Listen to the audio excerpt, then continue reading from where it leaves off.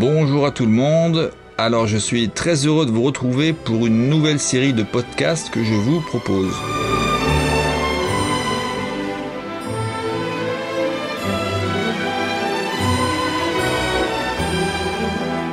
Une série de podcasts qui va être consacrée à raconter une histoire, et une histoire importante pour moi puisqu'il s'agit de celle de mon père, de Jean-Marc Taubois.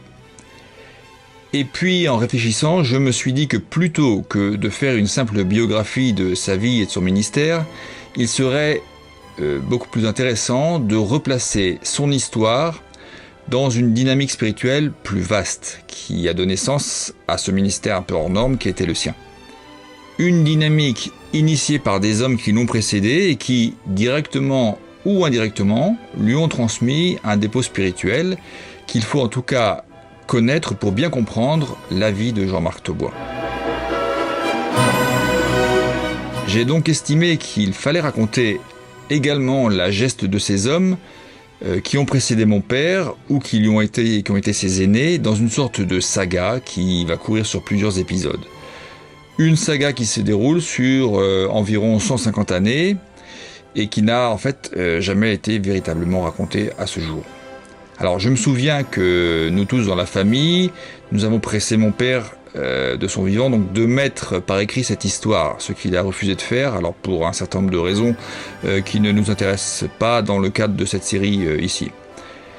En ce qui concerne donc le récit de sa vie, quelques années avant sa mort, ma nièce, donc Odélia, a pu mettre par écrit les mémoires de son grand-père qu'elle a recueillis au cours d'entretiens qu'elle a eus avec lui et qui seront la base de mes sources lorsque j'aborderai donc le récit de la vie de Jean-Marc Taubois. Pour le reste, je me baserai sur le travail que j'ai effectué pour mon dernier livre, intitulé donc Ce que j'ai contre toi, et qui, soit dit en passant, est toujours disponible sur le site de l'association Keren Israël. Alors, un travail que je vais étoffer évidemment dans cette série. Dans ces podcasts, je vais parler essentiellement de 4 personnages. Le premier, c'est Joseph Rabinovitch, un juif de Kishinev, l'actuel Chisinau, alors je ne sais pas si c'est la bonne prononciation, une ville située en Moldavie actuellement, mais qui à la fin de ce 19e siècle, où commence donc cette histoire, est partie intégrante de la Russie des tsars. Alors Rabinovitch est pour moi un personnage essentiel dans l'histoire de l'Église, bien que largement ignoré, en ce qu'il est le fondateur de la première assemblée de croyants en Jésus qui soit resté entièrement juif. En somme, il s'agit de la première assemblée juive de l'Église depuis la disparition des dernières communautés juives en Judée et en Transjordanie d'ailleurs, dans les premiers siècles de l'Église. Et ce qu'il faut absolument noter, c'est que cette résurrection de la branche juive de l'Église est contemporaine de 2 autres événements massifs dans l'histoire de l'eschatologie moderne, si je peux dire, et qui sont chronologiquement donc l'émergence du sionisme avec Théodore Herzl, notamment le premier congrès de Bâle, congrès sioniste de Bâle en 1897, et la redécouverte du baptême dans le Saint-Esprit en 1901, qui a été suivi du début du réveil de Pentecôte aux États-Unis, toujours donc en 1906. C'est ce que dans mon livre j'appelle les 3 réveils et qui sont, il me semble, intimement liés les uns aux autres. Alors, évidemment, il n'y a pas formellement de rapport entre Joseph Rabinovitch et mon père, il n'y a aucun passage de relais ou la continuation d'une œuvre particulière. Rabinovitch était juif et mon père était, comme on le verra d'ailleurs, issu d'une vieille famille huguenote poitevine. Alors, quel lien relie donc ces 2 personnages ? Eh bien, si je peux dire d'abord, un lien humain indirect, puisque Jean-Marc Taubois a été disciple et héritier spirituel, si je peux dire, encore une fois, du pasteur israélien Zev Kaufman. Or, Kaufman a été pour sa part véritablement le successeur du prophète de Kishinev, comme nous le verrons dans un autre podcast. Et puis, c'est surtout la vision paulinienne d'une église pluriforme, donc composée de 2 branches, l'une juive et l'autre formée des croyants des nations, réunis au sein de l'église, mais non confondus, et donc une vision redécouverte avec Rabinovitch qui va inspirer toute la vision d'Israël et d'Église de Jean-Marc Taubois et donc influencer son ministère. Évidemment, nous n'avons pas le temps ici de développer plus avant ce sujet, et donc si cela vous intéresse, vous pourrez retrouver un long développement de tout cela dans mon livre, dont c'est précisément justement le sujet. Il nous faudrait également évoquer la figure d'un autre personnage incontournable de cette saga, qui est le pasteur Le Kossek. Commençons donc ce premier épisode à la découverte d'un parfait inconnu pour la plupart, Joseph Rabinovitch. Pour commencer cette saga, il nous faut donc faire un détour vers les plaines fertiles de la région de Kitchinev. Un retour dans le temps, vers la fin du XIXe siècle, aux origines du mouvement messianique. De ce long hiver de l'histoire, le peuple juif semble enfin voir poindre une lueur d'espérance en la balbutiante émergence du sionisme. Le grand mouvement irréversible de ce puissant retour produit ses premiers soubresauts à Vienne, puis à Bâle, en cette année 1897. Le peuple juif qui vient d'entamer son retour en Sion, tel un rassemblement d'ossements vieux et éparses, bientôt proclamera son état restauré. Il y a presque 2000 ans, les habitants de Jérusalem, vaincus et affamés, prenaient le chemin de l'exil, loin de Sion, loin de cette Jérusalem aux ruines encore fumantes. Parmi eux, les frères de l'Église juive, pour le moins ceux qui n'avaient pas déjà pris la fuite quelques mois auparavant. Or, c'est précisément ici, dans cette région battue par les vents glacés, que va commencer l'épopée de la résurrection de l'Assemblée des Juifs croyants et de son retour à Sion. Car là, dans cette région qui actuellement appartient à la Moldavie, un homme, sans le savoir, chemine vers la grande rencontre qui va non seulement bouleverser sa vie, mais également le cours de l'histoire divine. Cette saga commence donc avec l'histoire d'un homme, un juif, Joseph Rabinovitch. Si tout ne commence pas à Jérusalem, c'est pourtant là qu'il faut se rendre pour assister à l'illumination de Joseph Rabinovitch. Un événement visiblement extraordinaire, pourtant nimbé d'une part de mystère, voulu et entretenu par Rabinovitch lui-même. En ce printemps 1882, il est en Palestine, où il a été missionné par une commission. Il a pour objectif d'enquêter sur place et de juger de l'opportunité d'y créer des colonies pour les Juifs de Russie. Il est arrivé par le port de Jaffa. Quelle déception! La petite cité croupissante au bord de mer est sale et nauséabonde. Plusieurs jours après, c'est l'arrivée à Jérusalem. L'ancienne cité glorieuse n'est plus que l'ombre d'elle-même, et encore. La visite de la ville renforce ses impressions.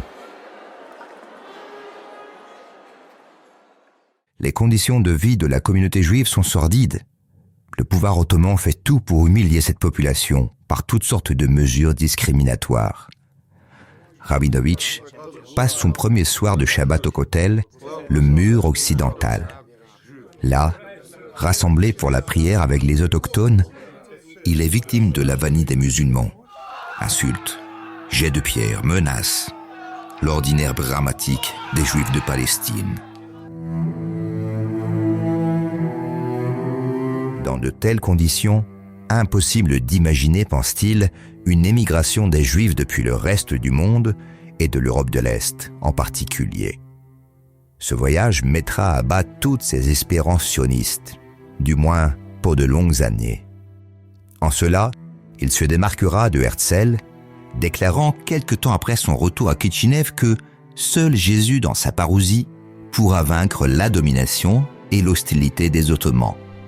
La clé de la Terre Sainte est entre les mains de notre frère Jésus.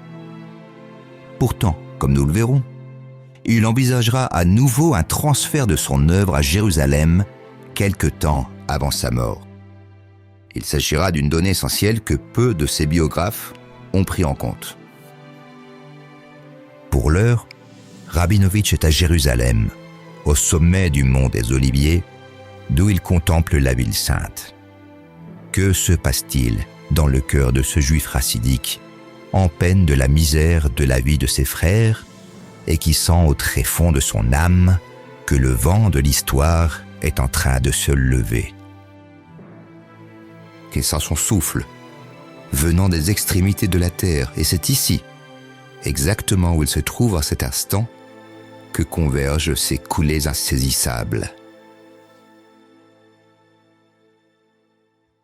Dans la poche, au revers de son pourpoint, un petit livret en hébreu. C'est un Nouveau Testament, offert il y a fort longtemps, dans les années 1850, par un ami juif. Pourtant, rien n'indique que Rabinovitch en ait fait grand cas jusqu'alors. Seulement, bien que très considéré par les cercles juifs, et lui-même très instruit de culture et de tradition juive, il est de ces juifs des Lumières, ouvert à bien des courants de pensée et progressiste pour son époque. Ce petit livret dans sa poche a sans doute vocation de guide de voyage dans les lieux chrétiens. Et puis soudain, c'est l'illumination, la révélation aussi inattendue qu'extraordinaire, car rien ne prédispose Rabinovitch à la rencontre de son Messie. Et c'est alors, tandis que je me tenais sur le mont des Oliviers, que le Prince de la vie, le Seigneur Jésus le Messie, s'est révélé à moi comme le Messie de Dieu. Et quand je suis descendu du mont, j'ai senti que mon âme avait été restaurée à la vie, et j'ai été amené à reconnaître que j'avais un Dieu vivant, un livre et une nation vivante. Depuis, j'ai la profonde conviction que Dieu n'est pas le Dieu des morts, mais des vivants. Pour que, comme le dit Luc, tous vivent en lui. Je suis rentré chez moi, en Russie, comme une nouvelle créature. Ce texte tiré d'un témoignage donné en Écosse en l'année 1896 par Rabinovitch, bien qu'il aille à l'essentiel, a laissé sur leur faim nombre de ceux qui ont étudié sa vie. Sa très courte autobiographie éditée en 1887 ne mentionne même pas l'épisode du mont des Oliviers. Franz Dölitz, le célèbre théologien luthérien et grand hébraïste, qui édita son texte, en fut contrarié et fit le maximum pour amener son ami à produire un compte-rendu plus explicite. Rabinovitch gardera pourtant un silence étonnant sur la rencontre au mont des Oliviers. Un silence en partie comblé par un témoignage oral qu'il apportera à Londres le 13 février 1887. Après l'exposé de ses déceptions depuis son arrivée en Palestine, il évoqua à nouveau l'épisode de son chemin de Damas. Le soir tombait ce jour-là. Le voyageur, l'âme remplie de tristesse par l'état désespéré de son peuple, va s'asseoir sur les pentes abandonnées et silencieuses du mont des Oliviers, tout près du jardin de Gethsémane. Soudain, une parole du Nouveau Testament que j'avais lue 15 ans auparavant, sans en tenir compte, pénétra mon cœur comme un éclair. Si donc le Fils vous rend libre, vous serez vraiment libre. À partir de ce moment, la vérité que Jésus est le roi, le Messie, qui seul peut sauver Israël, a gagné le pouvoir sur mon âme. Profondément ému, il retourna immédiatement à son logement et lut l'évangile de Jean. Il fut frappé par ces mots : « Sans moi, vous ne pouvez rien faire. » De cette façon, par la providence de Dieu, il en vint à l'illumination par l'évangile. Yeshua Achenu, Jésus notre frère, devenait dès cet instant la révélation avec laquelle il retournerait en Russie. Pourtant, ce court rapport rendu par un étudiant présent ce jour-là cache encore une réalité que Rabinovitch refusera de dévoiler sa vie durant. et n'est pas jusqu'à son biographe, le professeur Hansen, pour admettre qu'il nous manque une partie du récit que Rabinovitch lui-même a décidé de retenir. Cette illumination du mont des Oliviers, il l'a également en rentrant en Russie. Seuls quelques-uns de ses amis sont mis dans la confidence. Rien n'indique qu'à son retour de voyage, il n'ait manifesté le moindre intérêt pour la foi chrétienne. Dès lors, il se met à étudier profondément le Nouveau Testament. Il ne fait aucun doute que ce Messie d'Israël est la solution à tous les problèmes du peuple juif. Seulement, bien vite, les réactions négatives se multiplient autour de lui. Un de ses amis écrit dans l'un des journaux influents de la communauté de Bessarabie « Il nous est difficile de croire ces choses à propos d'un homme tel que lui. » Car bien sûr, Rabinovitch n'est pas le premier juif à se tourner vers Jésus. Mais le personnage n'est pas n'importe qui dans la communauté de Kitchinev.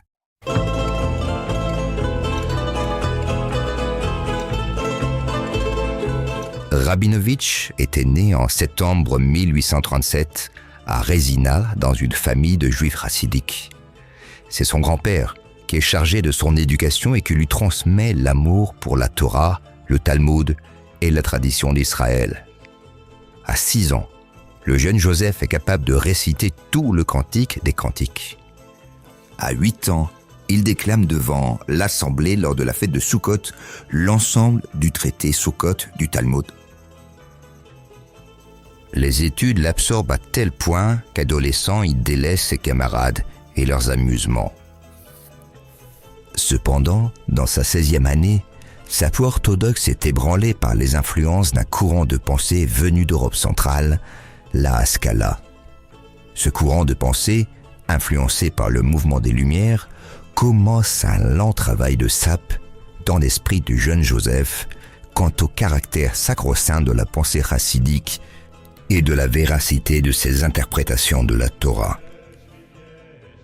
Pourtant, la persécution va attraper Rabinovitch et mettre à mal sa relative quiétude. L'horrible pogrom d'Odessa en 1871 et les violences qui s'ensuivent précipitent le départ du couple et de leurs enfants vers Kitchinev, réputée ville plus tranquille. J'ai loué un appartement dans une bonne maison au milieu de mes propres gens et du centre de la ville. Et j'avais l'intention d'exploiter un commerce de thé, de sucre et d'autres articles à fournir à Odessa. Mais j'ai entendu une voix intérieure me dire « Quitte le commerce et la distribution. Cela ne t'apportera aucune bénédiction. Sois un conseiller et un défenseur de ton peuple opprimé et je serai avec toi. » J'ai obéi à ce que je ressentais être un appel divin. Très vite, Rabinovitch devient une personne très estimée dans la communauté et même dans la ville. Pourtant, la mort du tsar Alexandre II est suivie de terribles persécutions contre les Juifs. Les pogroms font fuir une partie des communautés juives vers d'autres horizons réputés plus clémentes, l'Amérique et la Palestine. C'est ainsi qu'à partir de 1881 commence ce que l'on a coutume d'appeler la première alia, la première vague d'émigration. Est-il étonnant ce faisant de retrouver Rabinovitch en route vers cette même Palestine l'année suivante? Un voyage précédé, il faut le mentionner, d'une demande adressée au gouverneur de Bessarabie pour tenter d'obtenir l'autorisation de créer une colonie agricole juive. Dans sa lettre, il mentionne les persécutions, le désespoir de ses frères, leur aspiration à s'enfuir loin de leur patrie. Dans ce contexte, il sollicite l'achat de 437 hectares de terre pour sa colonie.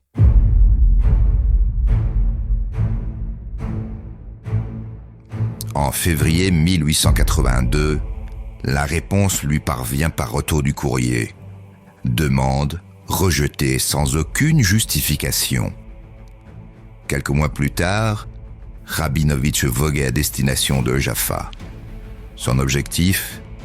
Développer sa colonie agricole quelque part dans le pays de la promesse.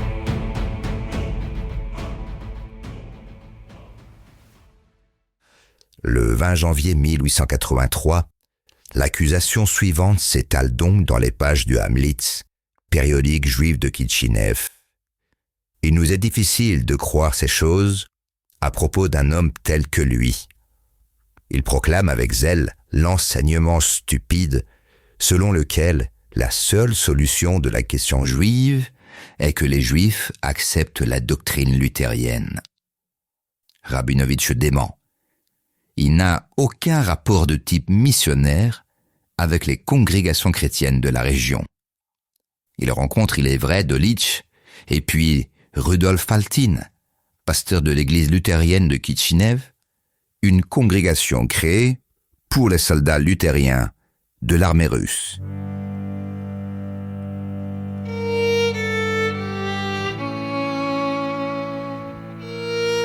Mais l'idée qui germe en lui est celle d'une assemblée de juifs indépendante de tout organisme chrétien.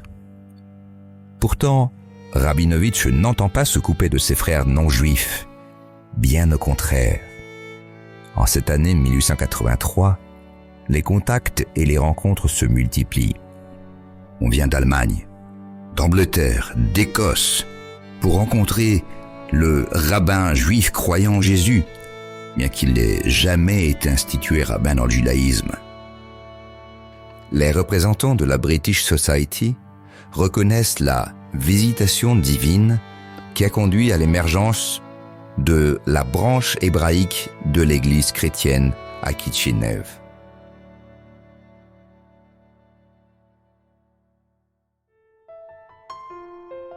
Les échanges, réflexions, études se succèdent. Rabinovitch travaille d'arrache-pied. Il pense, établit sa doctrine, étudie la parole, tandis qu'une petite communauté tend à se former autour de lui. Durant l'année 1883, il a déjà rédigé un Siddur messianique, un recueil de prières juives messianiques.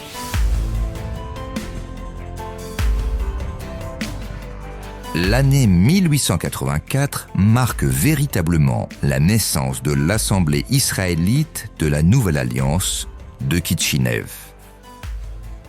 Pour ce faire, le 26 mars, il est décidé de réunir la première conférence messianique dans la cité même.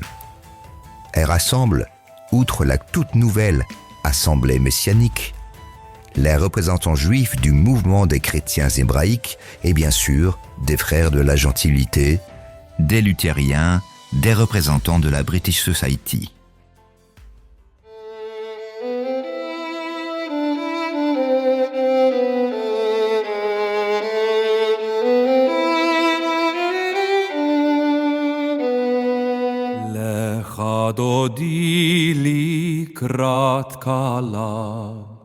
Après un hymne d'introduction en allemand, une prière de Faltin, la lecture du récit de la Pentecôte dans le livre des Actes, Rabinovitch donne lecture des 13 thèses qu'il a formulées l'année précédente et qui définissent le cadre de sa vision messianique.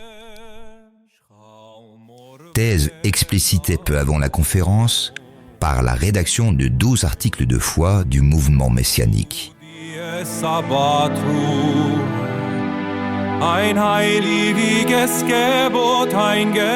La branche juive de l'Église vient formellement de renaître presque 1400 ans après la disparition des dernières communautés nazaréennes dans les collines de Judée et sur les hauteurs du Golan.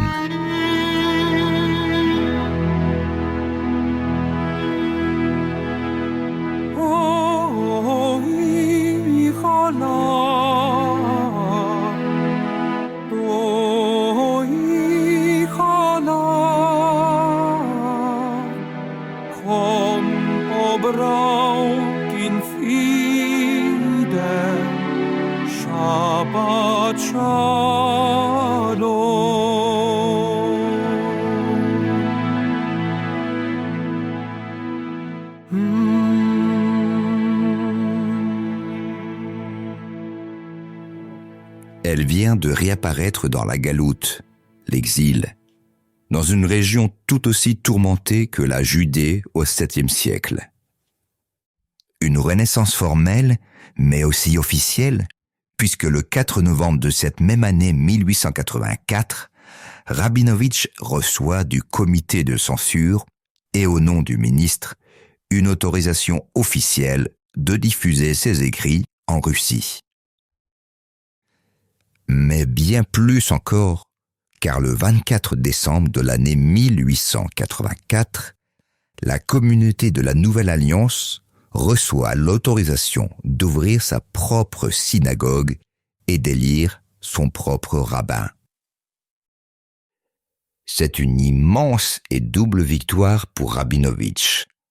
Sa communauté est non seulement reconnue officiellement par les autorités, mais elle est reconnue comme juive. Rabinovitch n'attend pas une seconde pour organiser sa première réunion publique officielle. Ce 24 au soir, veille de Noël, il y a rapidement foule dans la maison du frère de Rabinovitch. Des juifs et des chrétiens à la fois, des centaines de personnes. La police est là également à la porte pour limiter le nombre des participants. C'est un Noël extraordinaire. On lit les textes néo-testamentaires annonciateurs de la venue du Messie. Les chants succèdent aux lectures, aux poèmes en yiddish, aux prières en hébreu.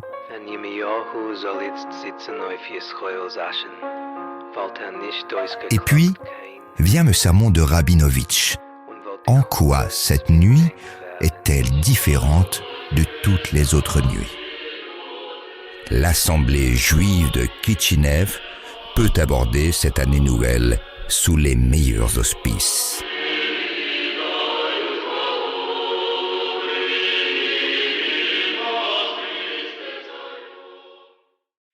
Il reste cependant un élément de taille à envisager, celui du baptême de Rabinovitch. Pour ce dernier, ce n'est pas un acte anodin. Il représente pour lui une double exposition, spirituelle, mais également symbolique.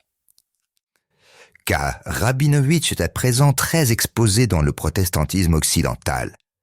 Il suscite l'étonnement, l'intérêt, l'admiration. Beaucoup reconnaissent, dans l'élan de sa foi, une dynamique spirituelle à aucune autre semblable. On pressent, à défaut de le comprendre, une réalité nouvelle de l'histoire de l'Église. Beaucoup comprennent la nécessité de préserver cette dynamique, le besoin d'aider Rabinovitch à protéger ce fragile mouvement de la convoitise de bien des institutions et sociétés chrétiennes. De son côté, Rabinovitch joue à fond le jeu de la communion fraternelle avec ses frères chrétiens. Il les consulte pour tout, ne prend aucune décision sur leurs conseils. Aussi, son baptême ne doit pas devenir le symbole, ni devant les Juifs, ni pour les chrétiens, d'une appartenance, d'un ralliement à quelque mission que ce soit. Pour cela, il sera décidé qu'au cours de l'un de ses voyages en Europe de l'Ouest, il y sera là-bas baptisé.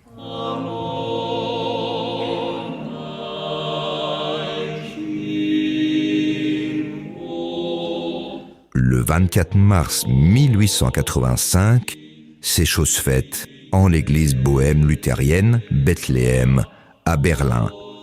C'est le pasteur méthodiste Mill d'Andover dans le Massachusetts qui le plonge dans les eaux baptismales devant quelques invités. La profession de foi proclamée pour ce faire a été rédigée par Rabinovitch lui-même et elle deviendra le modèle pour tous les juifs de la communauté.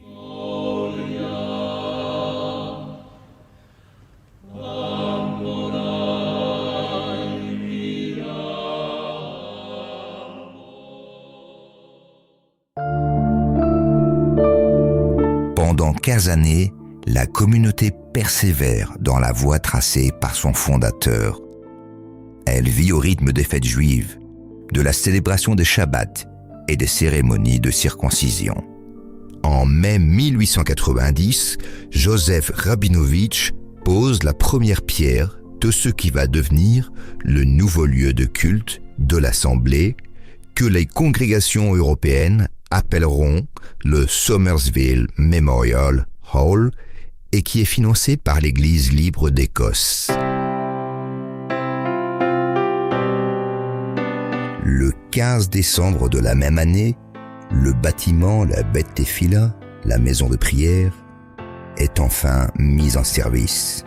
La communauté qui s'y retrouvera jusqu'au départ de son fondateur sera certes composée d'un public très changeant, avec néanmoins un petit noyau de fidèles collaborateurs. On estime aujourd'hui à environ 6000 le nombre des Juifs qui, durant le ministère de Rabinovitch, auront été touchés par le message et la vision du prophète de Kitchinev.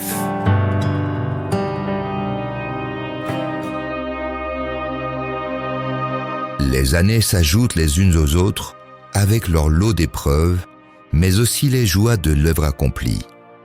Pourtant, en cette année 1896, les sujets d'inquiétude pour Rabinovitch sont réels. Oui, le chemin fut long depuis la rencontre du mont des Oliviers. Quelle grâce d'avoir été le prophète, l'apôtre du renouveau de la communauté juive des croyants en Jésus. Cet homme de conviction, cet érudit de la tradition juive, ce prince d'Israël, à la noble prestance, la barbe fournie, le front haut et le regard doux. Lui qui est parvenu à rassembler autour de sa vision et des juifs et des gentils. Lui qui a su conserver cet équilibre entre le repli identitaire et la dilution dans l'institution, se retrouve pourtant isolé et se sent esseulé. Rabinovitch pressent que cette incroyable aventure de la foi avance pourtant vers sa fin. Qu'il marche dans une voie qui semble fatalement sans issue. Il est membre de l'Église universelle par la branche israélite, il est frère des autres, juifs et gentils, mais il n'est pas membre ou adhérent, encore moins missionnaire. Quel est donc l'avenir de son élan ? Car les institutions sont par nature destinées à survivre à leur fondateur, à s'organiser, à s'ordonnancer, à se hiérarchiser pour demeurer. Mais qu'adviendra-t-il alors d'un souffle, d'une vision ?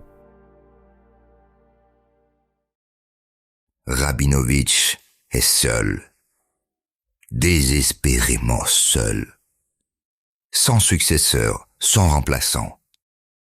Il n'est personne, ni collaborateur, ni fils, ni ami qui ait les épaules pour relever et endosser le manteau du prophète. Car prophète il est, et non pas apôtre, ou fondateur d'un mouvement. Il est homme de vision, pionnier, défricheur de champs nouveaux.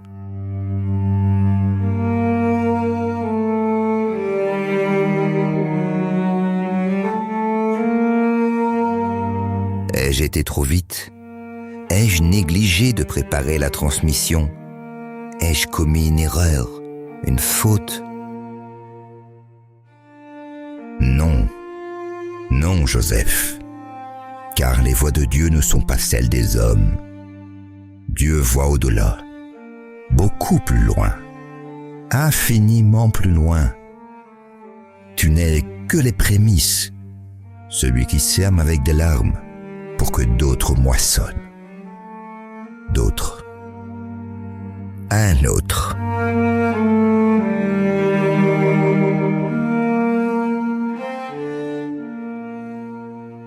En cette année 1896 donc, Rabinovitch comprend que l'avenir de la communauté messianique n'est pas dans l'exil, qu'elle est partie intégrante d'un vaste mouvement de la consolation d'Israël, tout juste naissant.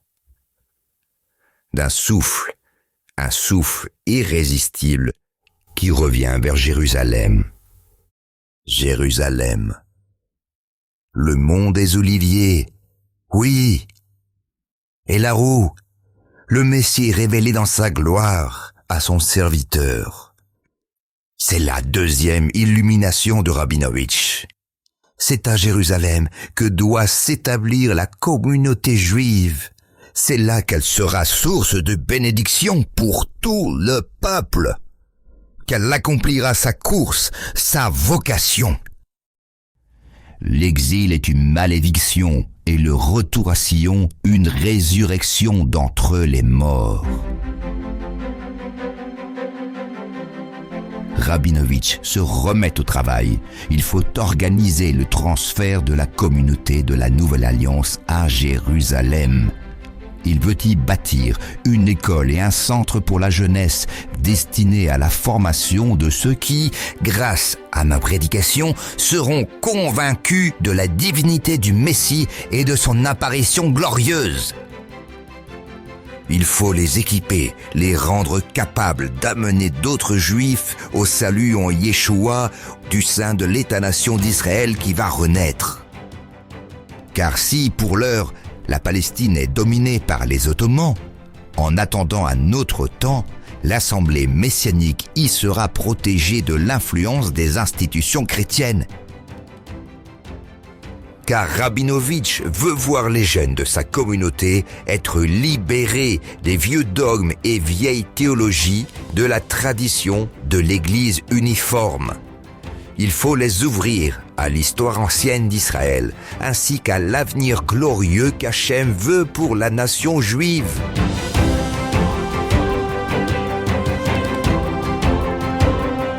Avant d'informer la communauté de ses projets, Rabinovitch décide de tester la réaction de quelques chrétiens d'Écosse, d'Angleterre et des États-Unis. Car si la place de la communauté messianique est en Palestine, le rôle de la communauté des gentils est de l'y porter, de soutenir cette fragile et frêle branche de l'olivier renaissante et de l'aider à produire sa ramure enracinée en terre d'Israël. Les réponses sont peu enthousiastes, pour ne pas dire négatives.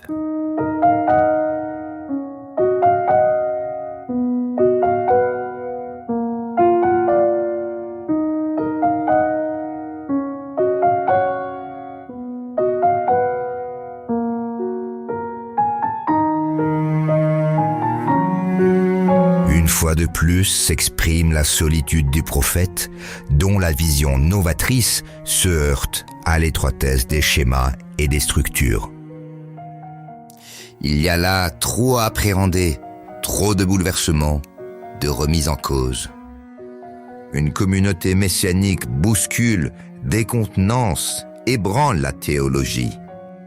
Mais l'envisager dans le cadre d'un futur et hypothétique État-nation d'Israël, voilà qui dépasse ce qu'on peut en entendre. En fin de compte, le projet ne verra pas le jour. Il restera un simple manuscrit dans un tiroir. De plus, la santé de Rabinovitch commence à se détériorer.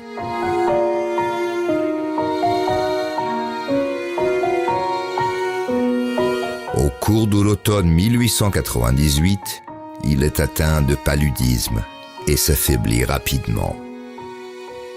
Le 23 janvier 1899, il est à Somersville Hall où il dirige le service du Shabbat, qui sera de fait son dernier.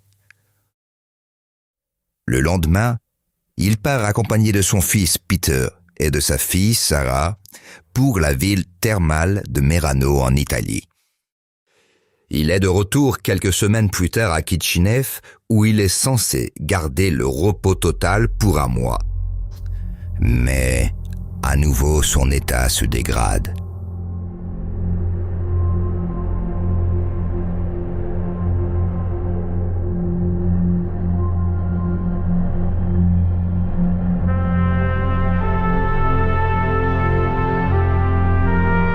Il quitte précipitamment Kitchinev pour le sanatorium d'Odessa toujours accompagné de Peter et de Sarah. Mais il est trop tard, et à 1h du matin, le 17 janvier, Joseph Rabinovitch est parti pour rejoindre son Messie. Le lendemain matin, il est enterré dans le caveau familial, sur le terrain de la Beth Tefila. Sur la tombe, une simple phrase. Un Israélite qui a cru en Elohim et en son Messie Yeshua de Nazareth, le roi des Juifs. Joseph, fils de David Rabinovitch.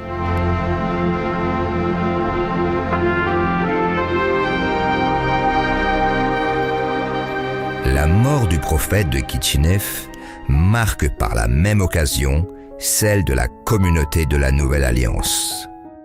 Fruit d'un mouvement du Saint-Esprit, son fondateur disparu, elle s'éteint en tant qu'organisation. En quelques mois, tous ses membres se dispersent et rejoignent d'autres communautés de chrétiens hébraïques. Le durcissement des autorités russes à l'égard des communautés juives et le terrible pogrom de 1903 à Kitchinev feront le reste.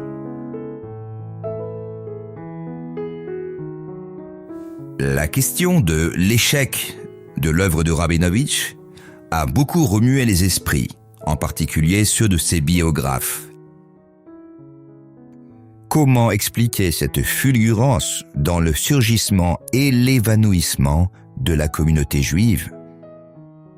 Comment comprendre l'action fugace de Dieu pour une œuvre pourtant d'une telle portée historique et spirituelle ? Bien des réponses ont été proposées, dont aucune n'est pourtant satisfaisante. Le docteur Hansen, dans son livre « Joseph Rabinovitch and the Messianic Movement », tellement bien sourcé du reste, doit également s'en tenir à des hypothèses pour tenter de comprendre cette énigme.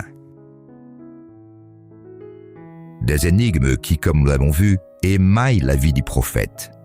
Nous l'avons envisagé pour ce qui a concerné son illumination au mont des Oliviers. Nous avons admis qu'il s'agissait là d'une retenue intentionnelle de la part de Rabinovitch. Il existe donc une ou peut-être plusieurs réalités de la vie du grand homme de Dieu que ce dernier a voulu taire, au moins pour un temps. Pour un temps, car l'histoire ne s'arrête pas là.